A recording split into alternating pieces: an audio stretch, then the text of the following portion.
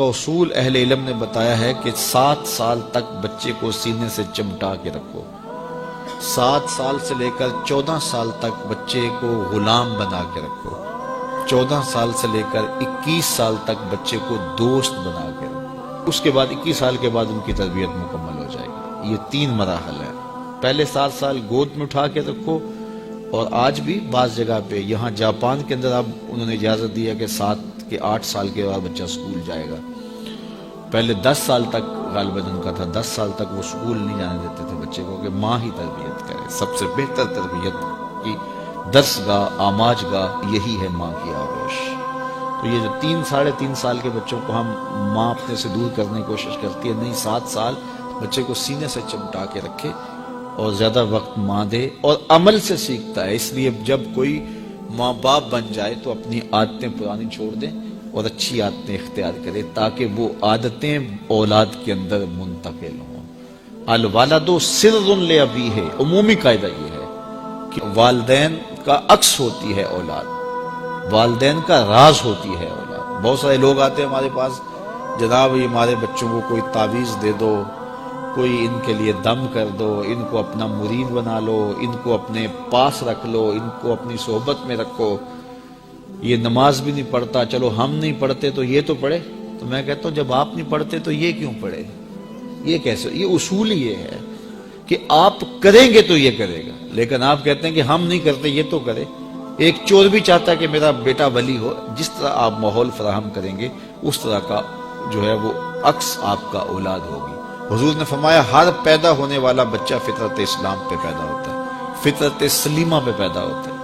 اب اس کے ماں باپ اس کو عیسائی بناتے ہیں، اس کے ماں باپ اس کو یہودی بناتے ہیں، اس کے ماں باپ اس کو مجوسی بناتے ہیں. تو یہ عمومی طور پہ ماحول اس کو فراہم کرتا ہے، لیکن فطرتاً اگر اس کو کوئی سبق ماں باپ کی طرف سے نہ ہو تو وہ فطرتاً اسلام پہ ہو.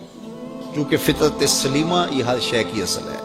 ہر انسان پیدا ہوتا ہے تو فطرت سلیمہ میں پیدا ہوتا ہے. تو اچھے والدین اچھی تربیت کی ضمانت ہے. تو جب کوئی کسی شخص کی شادی ہو جائے تو شادی سے ویسے بھی دین کی تکمیل ہو جاتی ہے، تو پھر اپنی عادات کو بھی بہتر کرے، اور تاکہ آنے والی اولاد نے اس کے عمل سے سیکھنا ہے، اس کے رویے سے سیکھنا ہے، اس کے طرز زندگی سے سیکھنا ہے. تو ہمارا سب سے قیمتی سرمایہ ہماری اولاد ہے. بعض اوقات ہم جو ہے وہ سارا دن اپنے کاروبار کو دیتے ہیں، دیگر امور میں دیتے ہیں، اولاد کو وقت نہیں دیتے.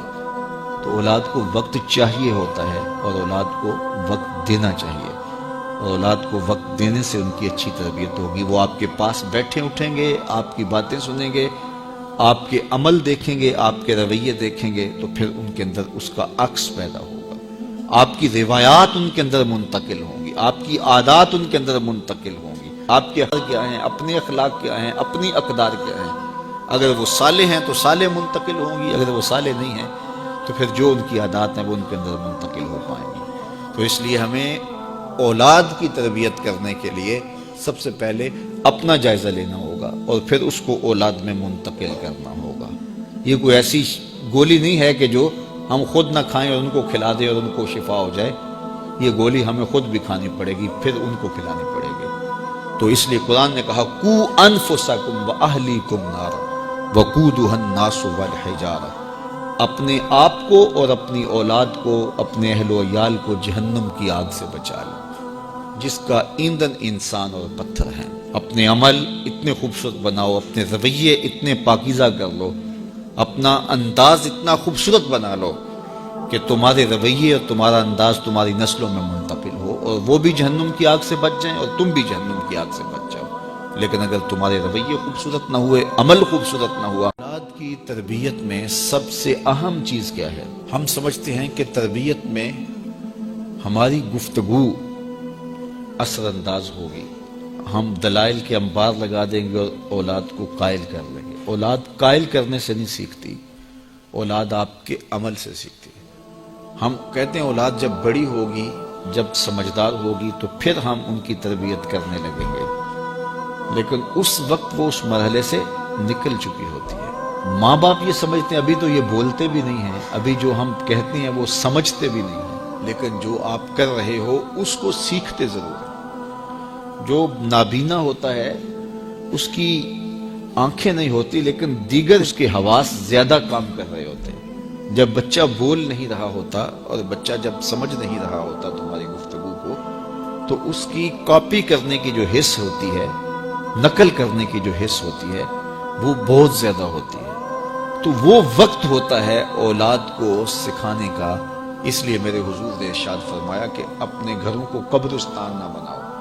یعنی جس طرح قبرستان میں کبھی نماز نہیں پڑھی جاتی، تو تمہارے گھر کے اندر نماز نہ پڑھی جا رہی ہو تو بچے کہیں گے اور خود مصلی پہ کھڑا ہونا شروع ہوں گے۔ ابتداءً وہ یوں ہی مصلی پہ آئیں گے۔ امام غزالی فرماتے ہیں ہر عمل پہلے ریا ہوتا ہے، پھر عادت بنتی ہے، پھر عبادت بنتی ہے۔ تو پہلے وہ ویسے ہی دکھلاوے کے لیے مصلی پہ آئیں گے، پھر آہستہ آہستہ ان کی عادت بنے گی، پھر اس کے بعد وہ عبادت بن جائے گی۔ اور فرمایا گیا 7 سال کا بچہ، اس کو ترغیب دو نماز کی۔